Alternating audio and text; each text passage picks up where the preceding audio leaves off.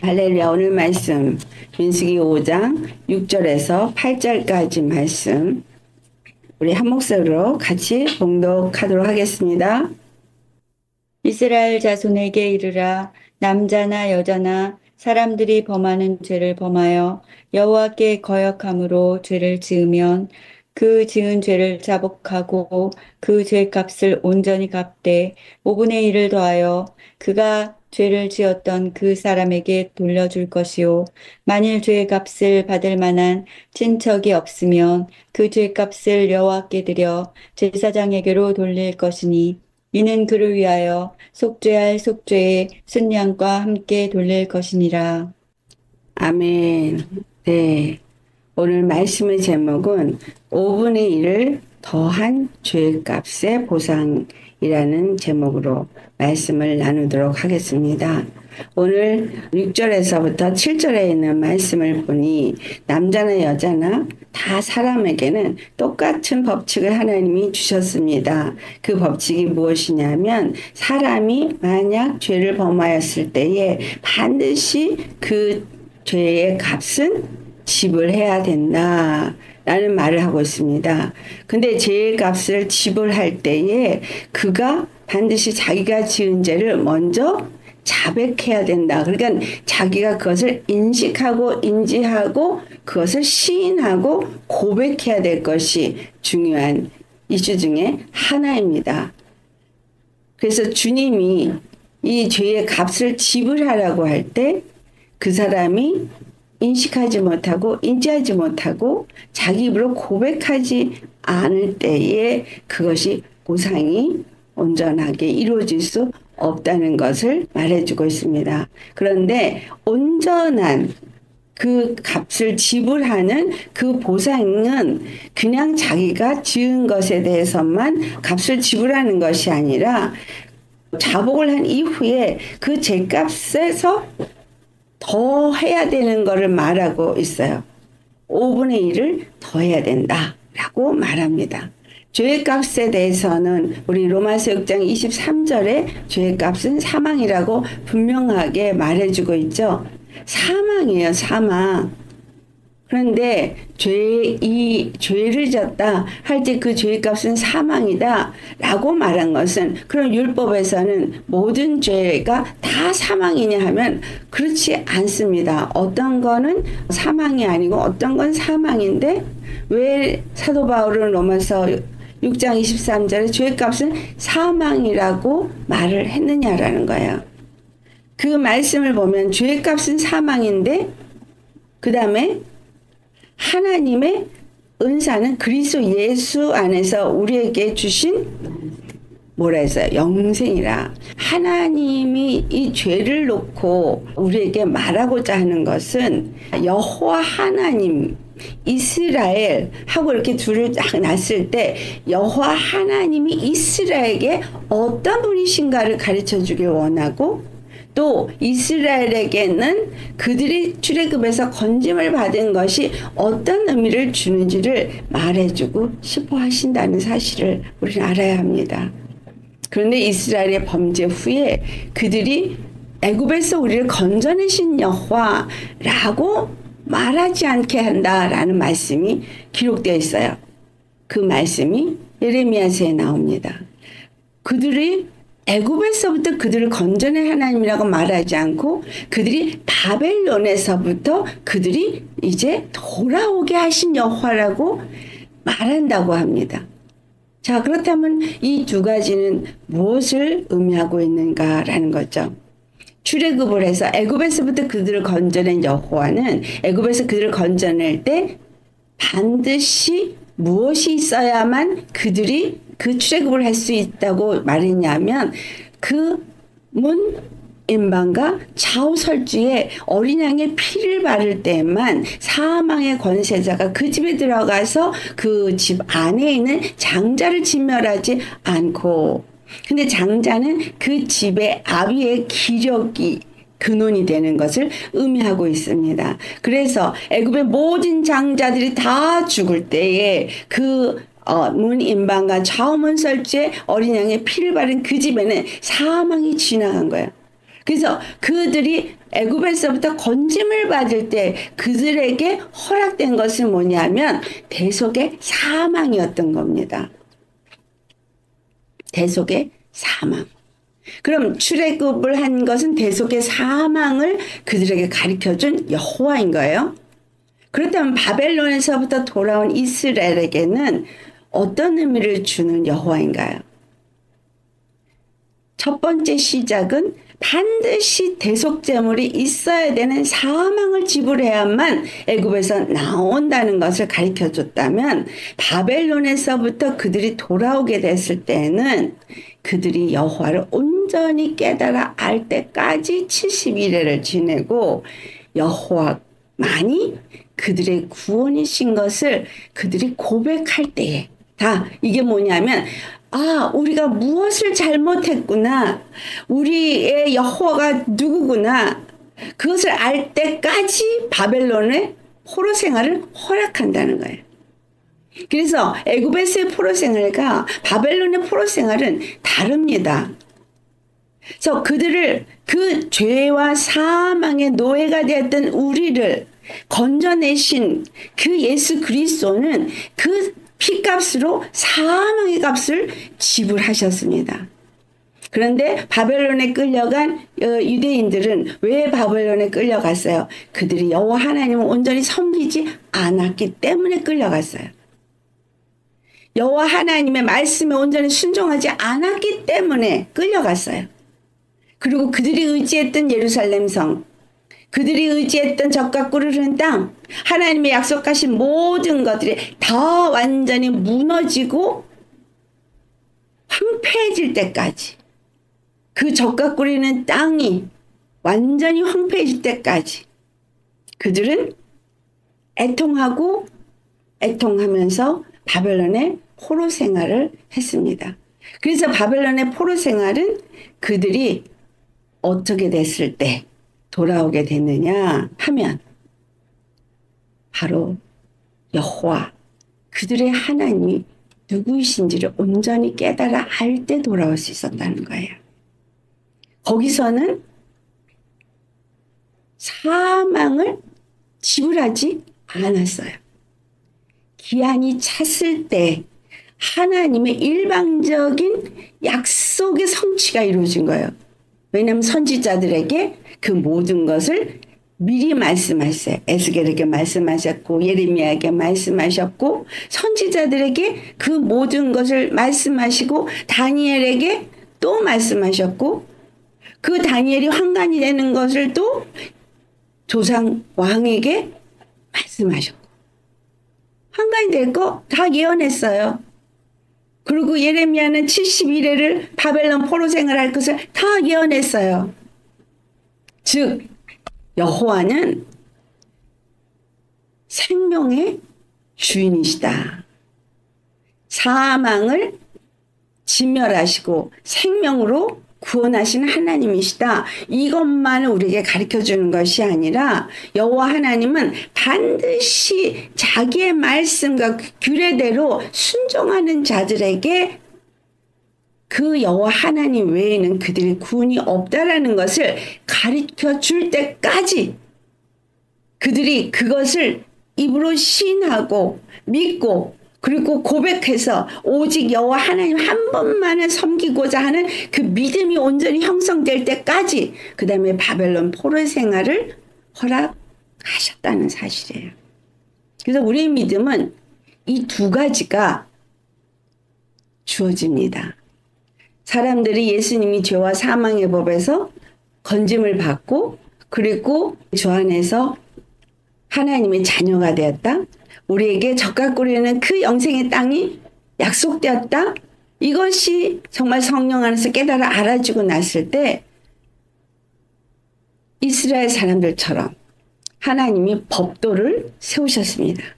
그 법도를 세울 때 히브리서 8장 10절에 뭐라 그러죠? 하나님 법을 내 생각에 두고 내 마음에 기록한다고 말씀하고 있습니다.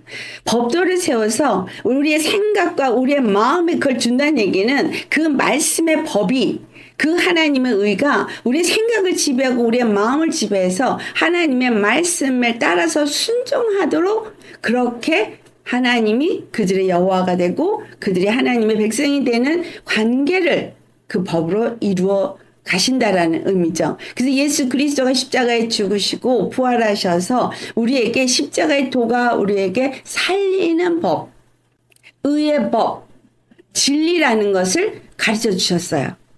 그리고 그것만이 진리라는 걸 알게 할 때, 우리 생각에 두고 우리의 마음에 기록할 때 우리는 그 십자가의 도의 말씀이 우리의 생각과 우리의 마음을 지배한다는 것을 어떻게 표현해요? 죽는 거예요.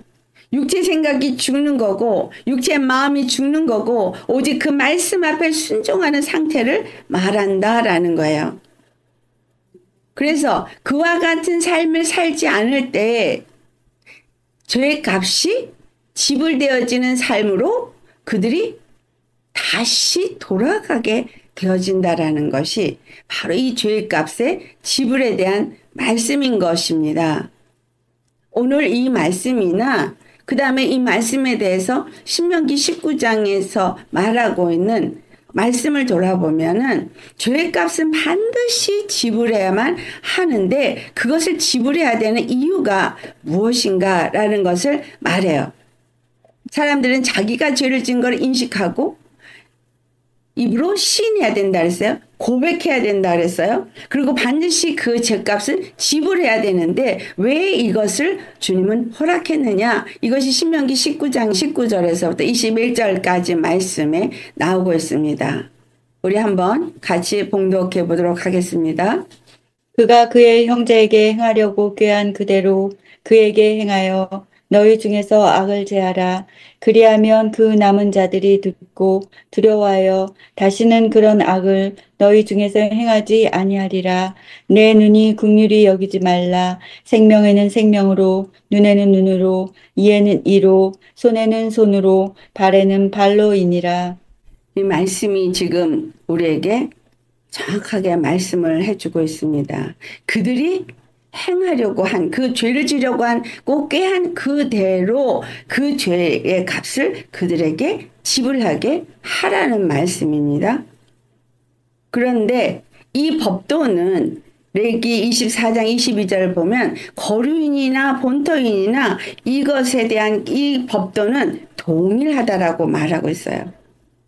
이 법을 동일하게 주신 이유는 나는 너의 여호와이기 때문이다 라는 말씀을 합니다.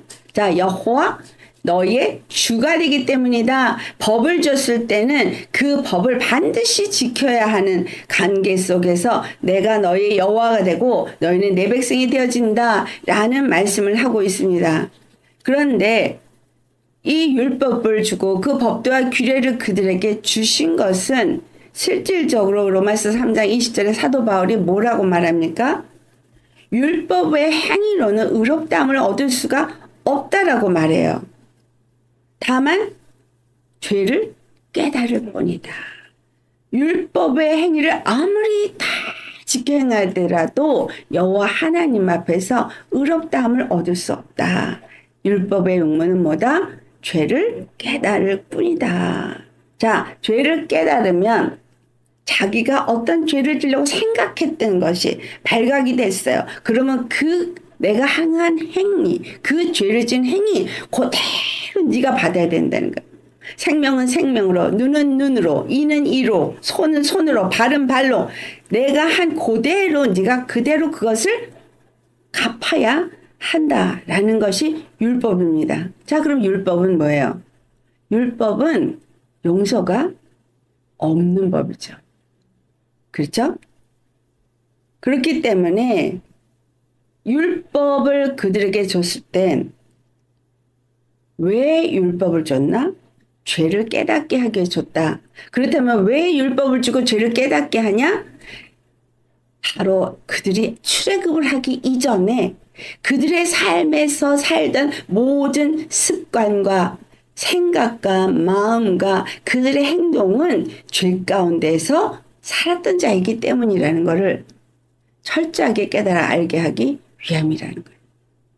죄 가운데 살았어요. 죄의 습성대로 살았어요. 죄의 생각으로 살았어요. 죄의 마음으로 살았어요. 그렇기 때문에 그 모든 순간순간에 올라오는 생각, 올라오는 마음, 입술의 말, 습관, 이 모든 것들이 완전히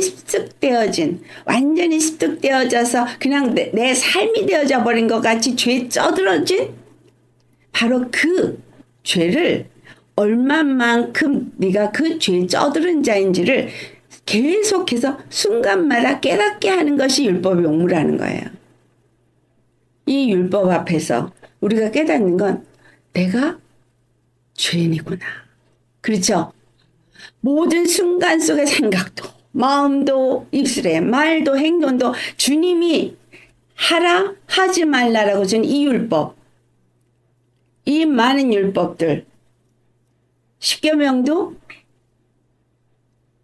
여호와를 향한 대신계명도 하라 하지 말라. 두 가지가 하라, 두 가지가 하지 말라. 5계명부터 10계명에 한 사람에게 대한 대인계명도 한 계명만 하라. 나머진 다 하지 말라. 그래서 다 하라 하지 말라요. 그러면 하라는 말도 순종해야 되고 하지 말라라는 말도 순종해야 돼요. 근데 하라는 말이나 하지 말라는 말 다른 거 다 그만두고 10계명에 대한 것만 가지고도 우리는 그걸 지키지 않고 있거든요. 그러니까 결국은 나는 죄인이구나. 생각하는 것이 죄구나. 마음에 품은 것이 죄구나. 입의 말이 죄구나. 행하는 모든 습관이 죄구나. 죄를 깨달을 뿐이라는 거예요. 그래서 죄를 깨닫게 하신 그 이유는 철저한 죄인인 것과 여호와 하나님은 절대 죄를 보지 아니하시는 분이라는 것. 죄의 값은 사망에 지불돼야 되고 그리고 여호와 하나님은 절대로 죄와는 간과하지 않고 죄를 진멸하시는 분이라는 것을 알게 하기 위해서 율법이라는 것이 그들에게 주어졌다라는 것입니다. 그래서 네가 죄를 깨달았어? 네가 어떤 죄를 했는지를 알았어? 그럼 네 입이 고백을 하고 네가 죄인인 걸 고백해 이 말입니다. 여러분 내가 죄를 짓고 그걸 은밀하게 슬쩍 감추고 입으로 고백하지 않으면 하나님이 절대 그것을 용서해 줄 수가 없는 거죠. 그래서 내 안에 있는 나의 죄의 내 모든 실체를 주님 앞에 깨달아 알도록 율법 앞에 서게 하고 그리고 그것을 고백하게 하는 것인 겁니다. 근데 죄를 깨닫게 하고 그걸 고백하는 이유는 죄의 값을 지불하도록 하기 위함인 거죠. 근데 이 죄의 값이 생명은 생명으로, 눈은 눈으로, 이는 이로, 손은 손으로, 발은 발로 그대로 그걸 갚으라고 한 것이 율법인 것 같으나 사실상 율법은 우리를 행위로 절대 온전케 할 수 없다는 것을 깨닫게 하는 법이다라는 거예요. 그리고 율법은 죄를 깨닫게 하는 것일 뿐이다 라는 겁니다. 그래서 죄값에 대한 이 보상을 지불해야 될 것을 말하는데 이 죄값을 지불하는 것이 7절에 그래서 그것을 내가 죄라는 걸 알고 자백하고 난 이후에는 그 원래 지은 죄에다가 그냥 그 값만 지불하는 게 아니라 온전한 값을 지불하라고 하면서 5분의 1을 더해서 지불을 해야 된다라고 말하고 있어요. 왜 내가 지은 죄 그것만 갚으면 되지 5분의 1을 더하라고 하지? 해서 우리는 이제 오늘 왜 5분의 1을 더해서 죄의 값을 보상해야만 하는가라는 의미를 알아야 되겠죠. 그렇다면 주님이 이 5분의 1에 대해서는 무엇을 원하는 건가?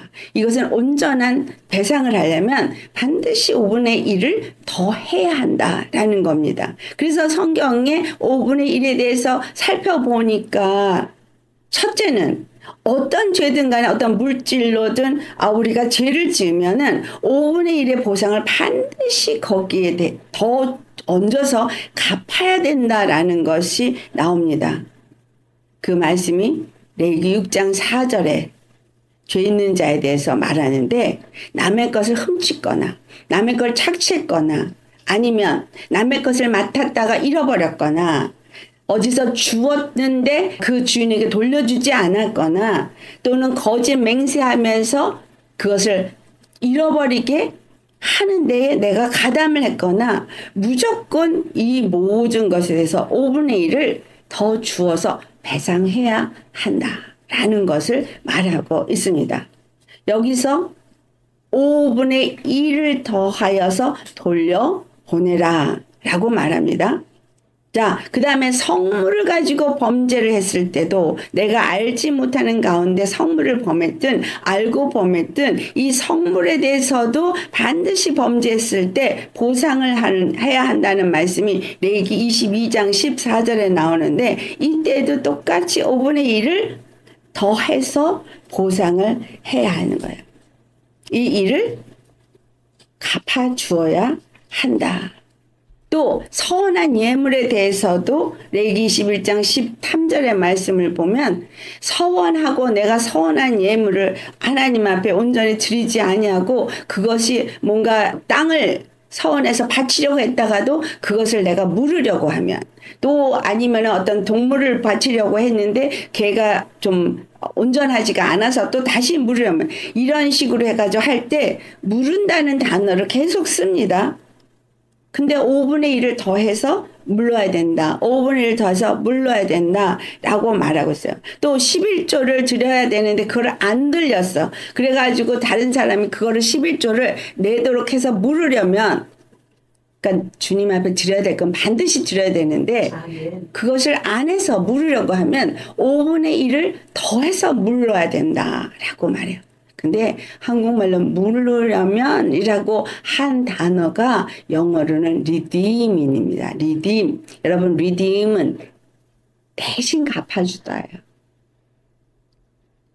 지금 계속해서 모든 것들을 그런 것을 누군가가 죄를 범했을 때 그것을 물으려면 대신 대속하려면 대신 그것을 갚아주려면 그래서 그 사람이 죄가 없도록 그가 지은 죄를 없애버리기 위해서 하려면 그것이 누구 거를 취했던 착취를 했던 아니면은 성물을 잘못했던 또는 또 서운한 것을 갚지 않았든 아니면 10의 1을 제대로 드리지 않아서 이 모든 것들을 물으려고 할 때, 리딤을 하려고 할 때 그 리딤은 반드시 5분의 1을 더해서 물러야 된다라는 것을 말하고 있어요. 근데 이 리딤이란 단어가 바로 우리 주 예수님이 리디머예요. 리디머. 우리를 위해서 대속하신 대속주예요. 우리의 죄값을 대신 지불해 주신 분인 거예요. 내가 지불해야 될 것을 예수님이 대신 지불해 주신 분이 리디머예요. 그런데 그럼 예수님이 지금 이 지불을 할 때 5분의 1을 원래 우리가 지은 죄보다 더 드려야 되는 거죠. 그런데 오늘 본문에 어떤 말씀이 있죠? 만약에 그의 친척이 없다면 그에게 물을 수가 없는데 리딤 할 수가 없는데 그럼 어떻게 하냐? 그 리딤을 누구에게 하냐? 여호와께 드리라 그러죠. 여호와께. 그래서 여호와께 드려서 그것을 제사장들이 그것을 갖게 해라 라고 말하죠.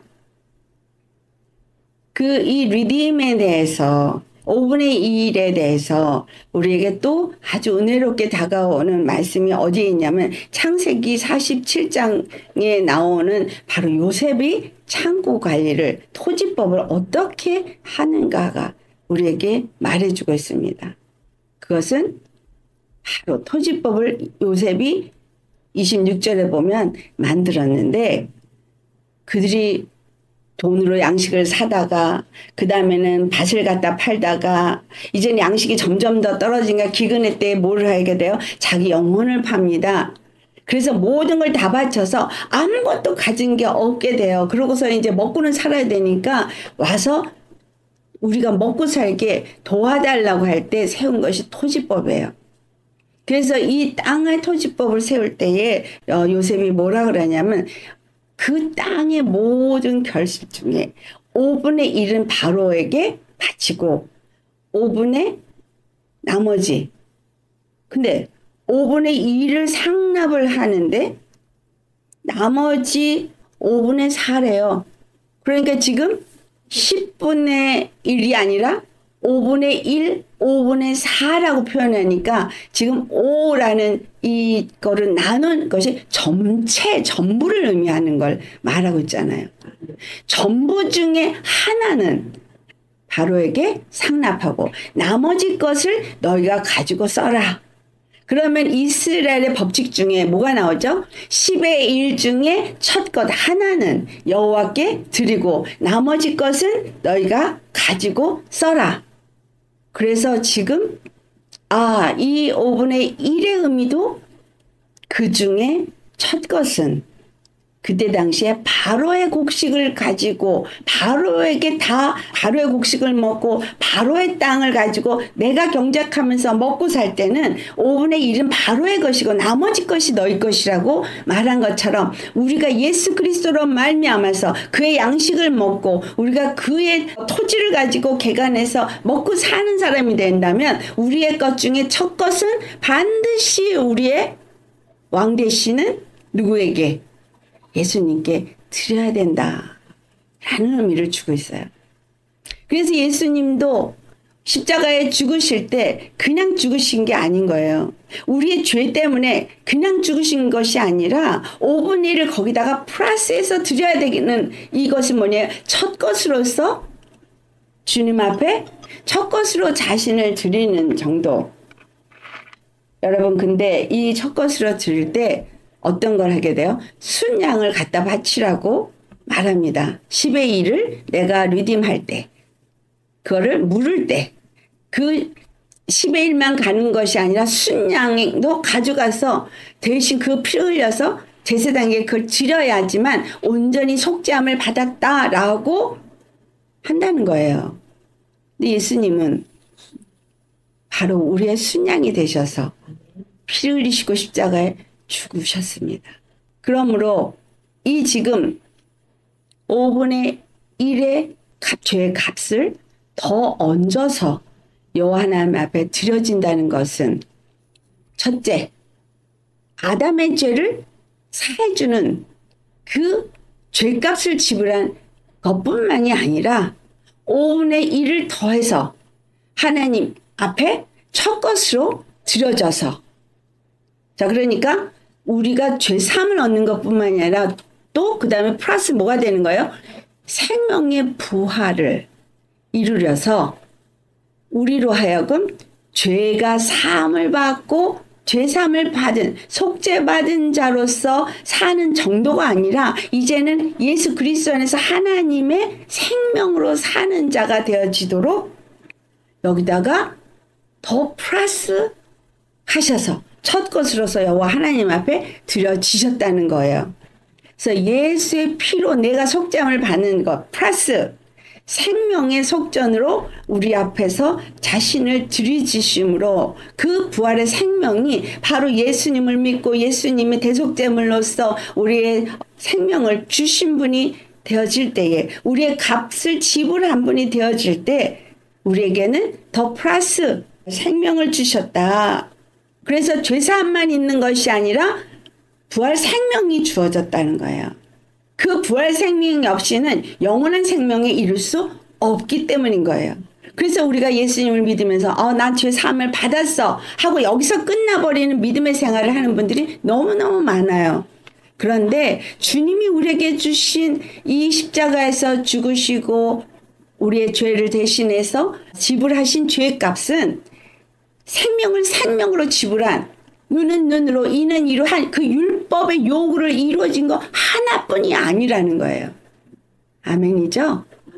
율법의 요구는 죄값은 사망을 지불하셨지만 예수님은 거기다 플러스 첫 열매, 부활의 첫 열매로 하나님 앞에 드려지신 거예요. 그로 인해서 우리에게 예수 부활 생명을 우리에게 주신 거예요. 그래서 우리가 예수님을 믿으면서 얻는 자가 되게 하신 겁니다. 그래서 예수 믿는 사람은, 죄사함을 받은 사람은 부활 생명으로 사는 자가 되어야 하는 거예요. 근데 왜 이스라엘이 바벨론으로 끌려갔어요?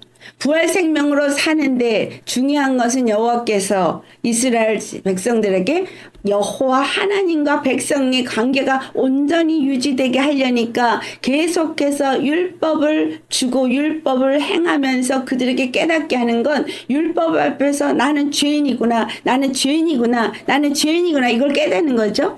이게 그래서 사도 바울이 로마서 6장 24절에 그 율법은 예수 그리스도께로 인도하는 초등교사와 같다. 자, 죄의 지인이구나, 죄인이구나를 깨닫는 사람은 죄의 값을 지불하신 예수 그리스도께로 우리를 인도하는 그러한 율법 앞에 반드시 서야 하고, 그래서 죄를 사해 주셨다는 것을 깨달아 아는 자가 되어져야 한다라는 거예요. 그래서 예수님 앞에, 여러분 십자가 앞에 나올 때는 나는 죄인입니다. 여러분의 죄를 깨닫고 나는 죄인입니다. 고백해야 돼요. 자백해야 돼요. 자백하고 그 피를 힘입어야 돼요. 그러면 내가 죄인입니다. 내 죄를 자백하고 그 피를 힘입으려면 회개를 해야 되는 거죠. 회개라는 의미는 내가 죄의 길에 살고 죄의 생각을 하고 죄의 마음을 갖고 죄의 입술이 되어지고 죄의 습관으로 살던 이 모든 길에서 돌이켜서 생명을 누리는 삶, 생명의 길을 가는 삶. 자, 예수님이 죽으심과 부활하심에 연합한 자가 되어져서 예수님이 바로 하늘로 올라가신 것처럼 우리는 그 영생을 향해서 독수리가 날개치며 올라간 같이 올라가야 되는 거예요. 사모함으로 앙모하면서 올라가야 돼요. 그 사모함과 그 앙모함은 뭐예요? 주의 말씀에 진리의 말씀 앞에 내가 나를 쳐서 죽이고, 그리고 그 말씀 앞에 날마다 순종하면서 생명을 누리는 삶, 바로 그 생명이 예수께로부터 말미암아 우리에게 주고, 그 생명이 바로 십자가의 도회로 말미암아 우리에게 주기 때문에 내 살을 받아 먹어라, 내 피를 받아 마셔라 라고 말씀하신 거예요. 그래서 그 피를 얻고 그 생명을 얻고 그 주님이 주시는 영생에 이르기 위해서는 반드시 의의 길, 생명의 길, 말씀 앞에 순종하는 그 길을 가야 한다라는 거예요. 그런데 예수님 십자가에서 우리를 위해서 5분의 1을 더해서 주신 그 생명의 길은 어떤 것이냐라는 것을 우리에게 가르쳐 주는데, 그것이 바로 마태복음 5장에 나옵니다. 여러분, 마태복음 5장에 예수님께서 이 똑같은 얘기를 말씀을 해 주십니다.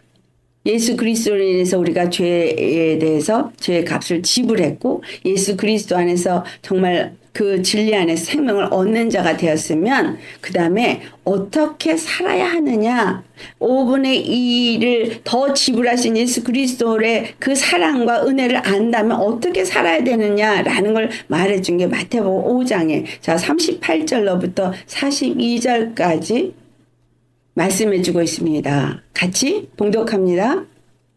또 눈은 눈으로 이는 이로 갚으라 하였다는 것을 너희가 들었으나 나는 너희에게 이르노니 악한 자를 대적하지 말라.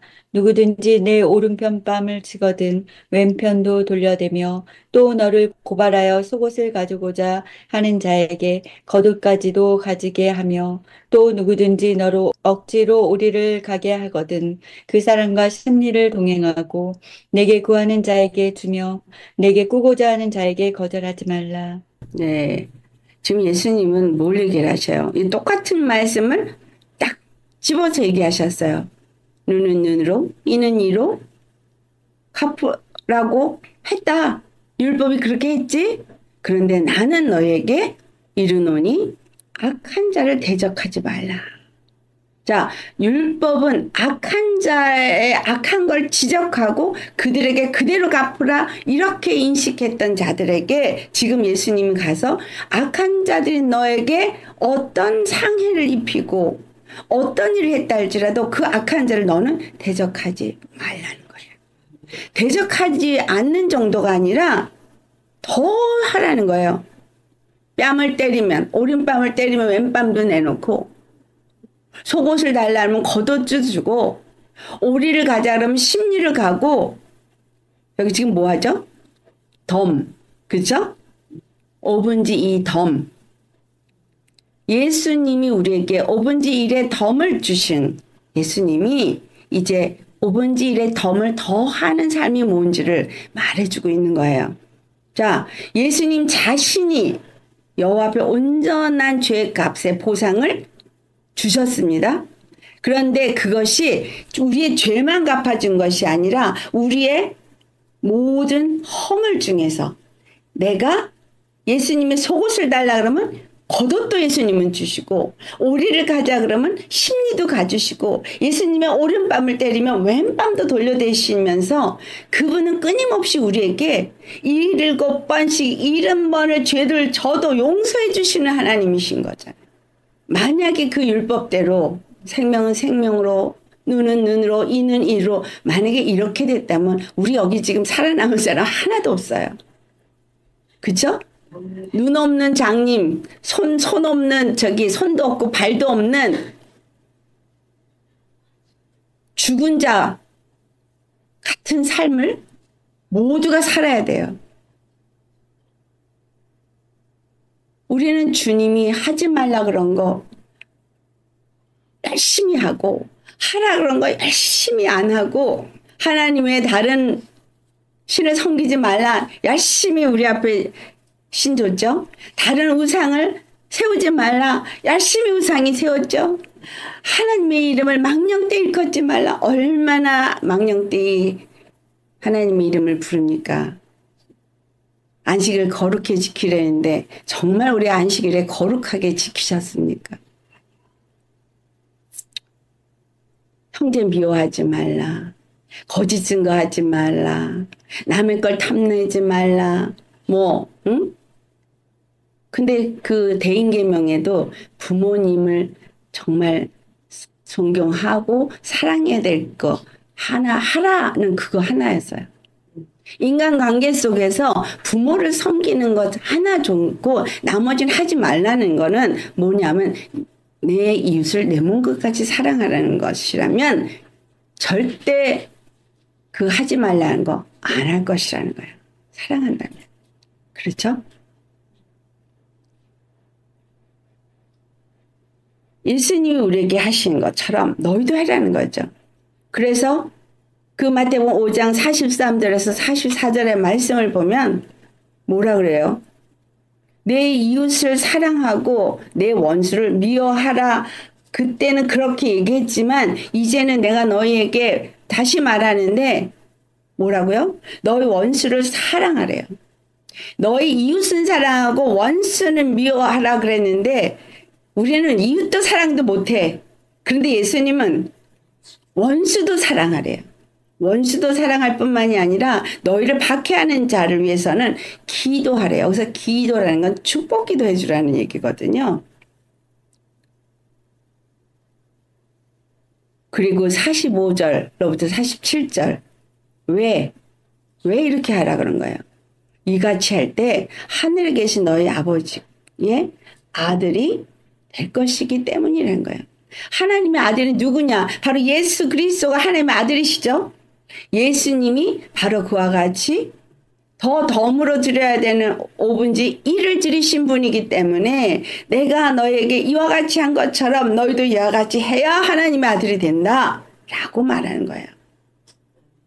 우리가 하나님의 아들이라고 자신 있게 말하신다면 오늘 이 마태복음 5장에 나오는 정말 내가 이웃을 사랑하고 원수도 사랑하는 이와 같은 자가 될 때에 정말 하나님 앞에서 하나님의 아들이 된다라는 거예요. 근데 왜 이렇게 해야 되느냐? 바로 나는 여호와이기 때문이다. 이 말을 어떤 식으로 하시냐면 악인과 선인에게 주님은 똑같이 주신다는 거예요. 똑같이 사랑하셨고 똑같이 용서하셨고 똑같이 구원하셨고 똑같이 했기 때문인 거예요. 여호와가 우리의 주님이 똑같이 사랑하고 똑같이 구원하고 똑같이 용서했기 때문에 너희도 똑같이 그렇게 해야 된다는 거예요. 너한테 원수짓을 해도 내가 그를 용서했기 때문에 너 그를 용서하는 사랑을 해야 되는 것이고, 너를 박해하는 자, 내가 그를 이미 용서했기 때문에 너를 박해하는 자를 너는 축복해야 된다는 거죠. 내가 은혜를 무엇을 받았느냐? 내가 받은 죄값이 예수 그리스도에 의해서 다 대신 지불됐을 때 그분은 5분의 1을 더해서 지불을 했다라는 거죠. 그래서 마태복음 5장 48절에 그러므로 하늘에 계신 너희 아버지의 온전하신가 같이 너희도 온전하라.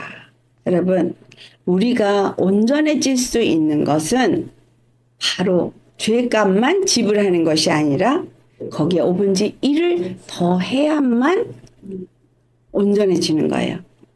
5분의 1을 더 해야 온전한 죄값을 보상하는 겁니다. 근데 우리는 나는 그렇게 다 받고 예수님 앞에서는 아주 인색하죠. 제사 안 받은 거 내가 누리고 좋아라 하면서 5분의 1은 더 하기 싫은 거예요. 형제 사랑 해야 된다는 거예요. 주 안에서 내가 받은 그 죄값의 보상이 어떤 것이고 그것으로 인해서 내가 얻는 것이 무엇인지를 아는 자는 반드시 이 예수님이 십자가에서 우리에게 주신 이 은혜를 받았다고 말만 할 것이 아니라 그와 같이 똑같이 5분의 1을 더하는 사랑의 사람이 되어야 한다라는 거예요. 예수님의 사랑은 그 5분의 1을 더한 사랑이에요. 그래서 십자가에서 죽으시고 내 죄를 사해준 것뿐만이 아니라 우리에게 생명을 주고 더 플러스 뭐예요?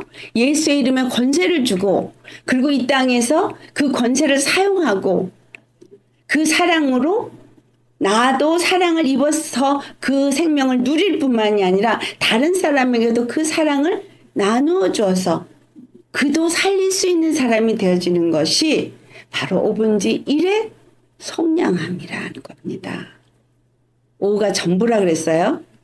그래서 우리는 5분의 1은 여호와 하나님 앞에 드리고 나머지 5분의 4는 내가 먹고 사는 건 거예요. 10분의 1을 여호와 하나님 앞에 드리고 10분의 9를 내가 먹고 사는 거 같은 이야기입니다. 그래서 예수님 앞에 10의 1을 드리는 사람은 그것을 어디에 드려요? 여호와께 드리는 거를 제사장에게 드리는 것이고 나머지는 내가 먹고 살도록 주님이 그 10의 1을 드리면 그 집의 창고에 쌓이도록 그 축복을 붙지 않는가 보라. 그래서 10의 1은 바로 5분의 1에 더하는 보상이구나. 여호와 하나님 앞에 드려져는 거구나. 친척이 없을 때 그렇게 하는데 그럼 친척이 있을 때는 친척한테 주라는 거잖아요. 그럼 친척이 누구예요? 친족이죠. 친족. 예수님이 기업 물을 자 우리의 친족. 자, 그렇다면 그것이 룻기에서 뭘 말해요? 나오미의 남편 엘리멜렉이 다 잃어버린 거 보아스가 대신 다 갚아주고 그리고 아들을 룻과 함께 낳아서 그 기업을 잇게끔 해 주었어요. 장자가 나아져서 기업을 잃게 해준 일을 기업 물을 자가 한 거예요. 여러분, 예수님은 우리의 기업 물을 자로서 우리가 장자를 낳아서 기업을 이어나갈 수 있게 해주신 바로 그 구원의 주 하나님이신 겁니다. 예수님의 생명이 내게 들어와서 나와 합방을 해서 내가 생명의 아들을 낳을 수 있게 해주신 거. 그래서 그 생명의 아들을 낳음으로 인해서 내가 그 복을 누리는 자요. 내 기업을 아무에게도 빼앗기지 않고 유지할 수 있도록. 그쵸? 나오미는 빼앗겼던 모든 재산을 다 찾았어요. 육의 아들은 죽었으나 그러나 기업 물을 자 보아스로 인해서 그가 노년의 기업 물을 아들을 얻었어요. 그리고 그 아들에게서부터 다윗 왕이 나왔습니다. 여러분, 정말 우리는 하나님의 은혜가 얼마나 큰지, 예수님을 통해 준 십자가의 그 사랑이 얼마나 큰지 정말 감격하시면서 그것을 바로 알고 바로 누리고 사는 사람이 되어야 하는데, 이런 사람은 바로 죄값만 지불한 것이 아니라 5분의 1을 지불하신, 더 보상을 하신 예수님의 그 은혜와 사랑으로 우리의 나머지 삶에 다 빼앗겼던 모든 걸 잃어버렸던 것을 다시 되찾고 하나님 앞에 감사하는 그런 사람이 되어야 하겠죠? 이러한 사람은 하나님이 정한 법대로 10분의 1은 여호와 하나님 앞에 드려야 되는 거예요. 그러니까 10의 1을 드리지 않는 자가 복을 받을 건 생각도 하지 말아야 되는 거예요. 10의 1 드리기는 싫으면서 복음 받고 싶어하는 사람이 너무너무 많아요. 지금 교회가 교회를 제대로 하지 못했기 때문에 이 나라가 이렇게 힘들고 어려운 상황으로 치닫고 있다는 것을 깨달아 알아야 됩니다. 정말 하나님이 세운 법칙대로 살았다면 유대인들이 절대 바벨론으로 끌려가지 않았을 거예요. 그런데 한 가지 중요한 건 바벨론에 끌려갔을 때 왜 끌려갔다 그랬어요?